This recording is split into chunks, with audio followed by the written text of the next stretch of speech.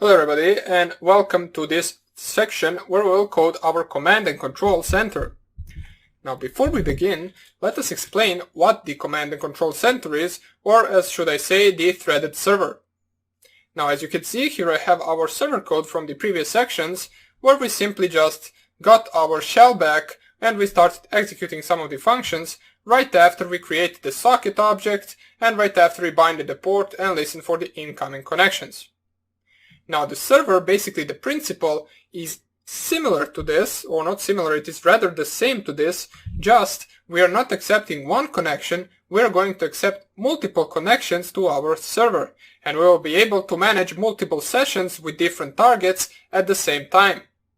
What we will do is we will code a simple command control center which will have a while true loop inside a while true loop, where we will have a certain outline part where we will code the commands for the center itself, and then we will just paste the shell function from here as the inner while true loop, which will be referring to a single connection if we want to communicate with a single target at a time. We will also code a function which will be able to send or not multiple commands, which will be able to send one command to multiple targets at the same time. Now the reason why we need this, basically that is the principle behind the DDoS attacks. If you send to multiple targets at the same time to ping a certain target, then all of them will at the same time send packets to the target, which will make the target crash. Now the more PCs you have, the easier this will be, but for now on we are not really learning how to run a DDoS attack, since there is really no point in learning that. It is rather simple, and basically you shouldn't be doing it unless you have the permission to do so. But what we are teaching right here is how you can actually accept multiple connections to your PC. So let us see how that will look like.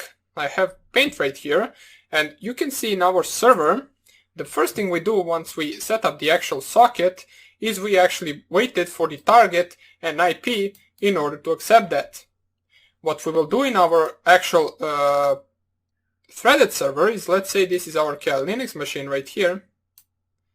Such a bad drawing, but doesn't even matter. This is our Kali Linux machine, and it takes the connection from, let's say, two different PCs at the same time. So this is PC A and this is PC B. Oops. What we will try to implement in our code is a function which will accept the connections, such as the server function from our server video.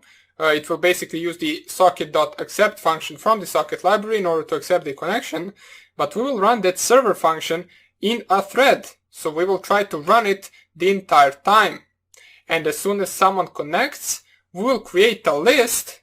Our first list will be a list of actual socket objects, which will be a socket object from, let's say, the first one that connects is the PC A, and then the second one that connects will add to a list its socket object, which will be PC B.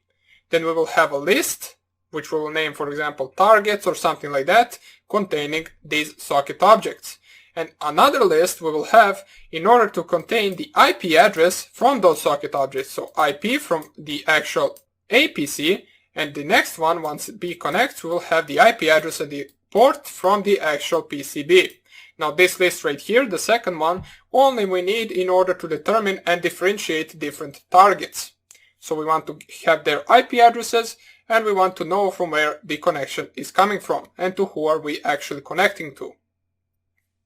While as the first list, we will use to enter the shell function, which will allow us to communicate with one target at that certain time.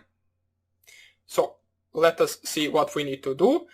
Basically, as I said before, we will have to code two different options for our center. One of them will be, for example, we will call it Q, as in the previous server, but that Q function will not close the connection, it will just close the connection from the center in order to connect to a different PC. You will still be able to access that other PC even though you specified Q to close the actual shell.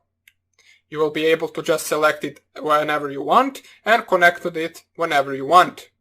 So that would be about it for the introduction. Now, of course, if you don't understand it at the moment, don't worry, you will understand everything in great details as we go through the code. So that would be about it for this introductory video. Hope you enjoyed it and take care. Bye.